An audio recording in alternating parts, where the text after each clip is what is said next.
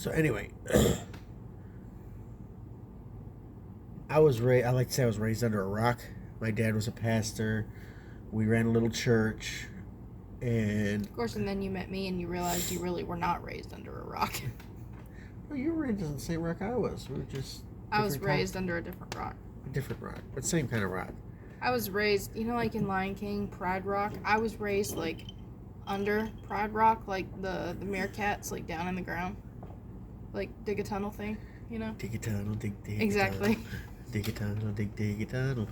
Yeah, she was raised very stay away from everybody, and we were raised we were homeschooled. Both of us were homeschooled, but I was homeschooled in a way that made me very proud of my homeschooling. So Y'all are like the hyenas. Y'all were raised in and around, and y'all were just circling everybody else.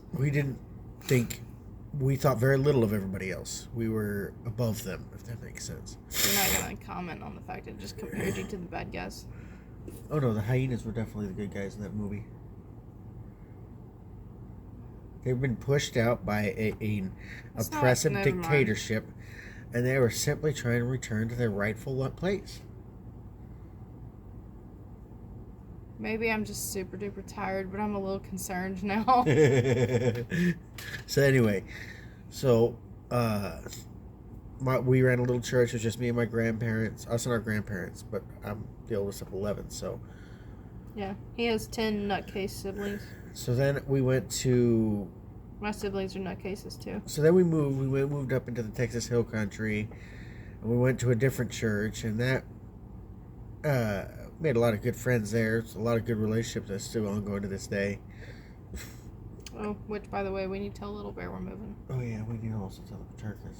I did tell the Paterkas. We're going to have dinner with them one day before we go. So we got a lot of good friends. And then, so that was the coming out from under the rock. And during that time, I started dating a young lady, and we got engaged. Who was not me. It was not her. We got engaged, and then she broke it off one night, like very suddenly. And I was heartbroken. I was lonely, and I was that way for about a year. My sister will tell you that I was a miserable, horrible, pathetic wreck, and the only reason she hung out with me is because I would buy her things. Mostly chocolate. Mostly chocolate, and I'd buy her dinner, and I would take her out places because, she would listen to me. She wasn't really listening. She just was there for the food.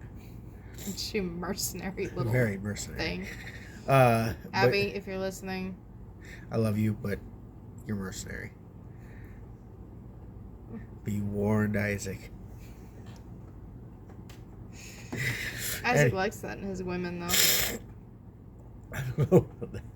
Anyway, this is about our story. Yeah. So I'd been on this website called Homeschools Alumni, which was a website for people who graduated from homeschool to get together and talk. It was very diverse website. There was a lot of people from there was everybody from Amish Mennonites to atheists. There was one Muslim. Atheists, Muslims, every walk of Christianity and paganism was on this website because there's all sorts of different reasons people homeschool, but it was largely Christian conservative. That was the majority, but there was all kinds of people on there, all kinds, and we started calling it Hopeless Singles Anonymous because everybody on there was hopelessly single, and pretty much we would match everybody up with everybody, and it was a fun little game we would play. Sometimes they actually came true. Yeah, pretty much everybody on that website married somebody else from that website, and now it's dead. You can't find the website, doesn't exist anymore. It does. It's just you can't hardly log in. Yeah, it's so bugged up because the guy who ran it married somebody for the website. And that was the way it would go. We're like, oh, they're getting married, and the last picture they would post would be their wedding pictures. They'd update one or two more times, and then they'd be gone. Yeah. They would get a real life. Well, I joined that statistic when I met this young lady because I'd been on there. I was one of the guys who kind of started out with the whole thing. Like the first 6 months of this website being live, I was on there. And I was very active because I was hopelessly single and I had nothing better to do. So I was always out there making trouble, arguing with people, starting confrontations over theology, philosophy, whatever. I was well known. Well, one day a virus tore through the website and deleted my account. And I just didn't get back on. And at that time, I was in Alaska. Well, then I came back, and that whole thing happened with that young lady, and so then I was heartbroken. And so once Thanksgiving Day, I said, hey, I should, just get back on there, at least it has somebody to talk to. And then the first person to message me, I put up this account. I didn't put my real name on it. I didn't put any of my real information on it. I just started this account with a fake name, which was very common. You have to understand that homeschoolers are very preppy, and I don't mean preppy, I mean like preppers. They're preppers. They don't trust the They government. don't trust people. They don't trust the government. Everybody thinks they're after them. So any information on this, these kids are probably logging in from proxy servers from libraries, So a lot of these kids are very... So it wasn't uncommon to have a nomenclature.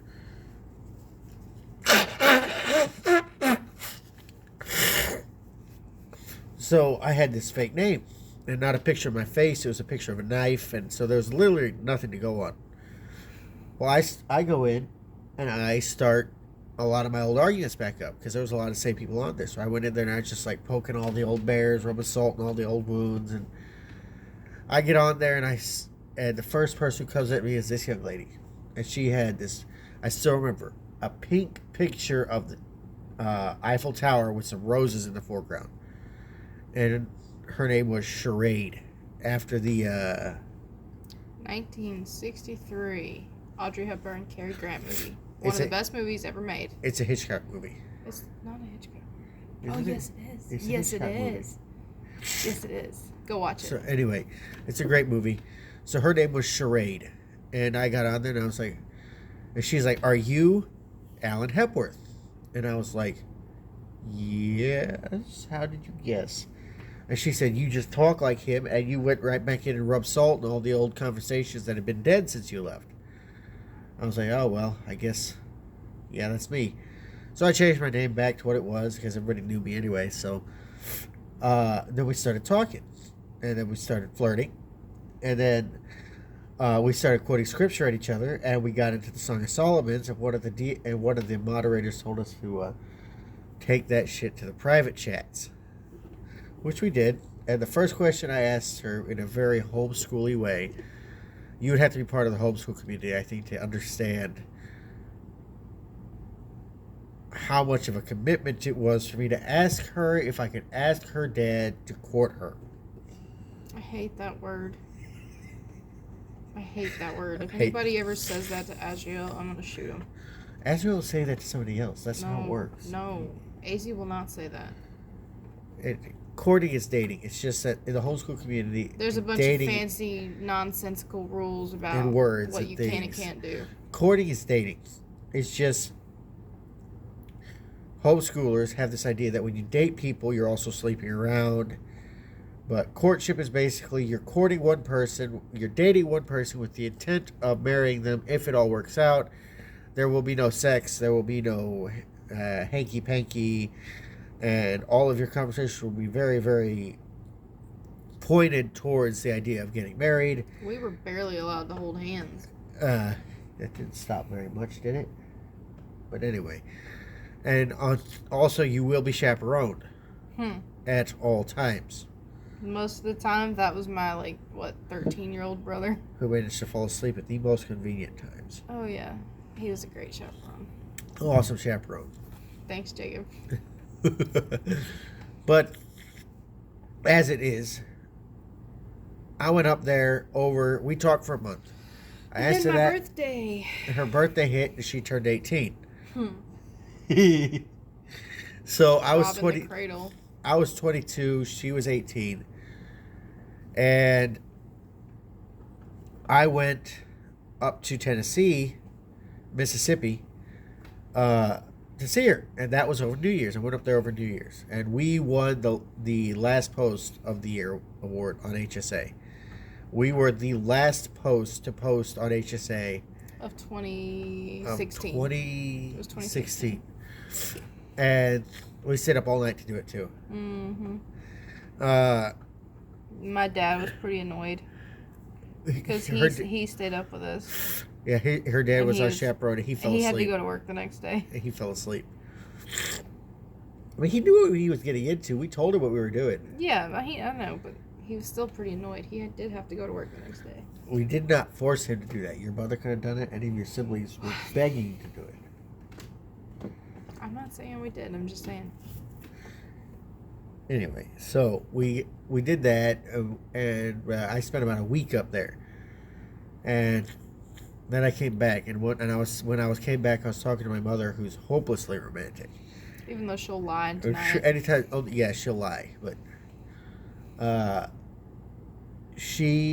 say, oh, this girl, like, she's this, she's that, because she was like already keeping her own home up. Perfect.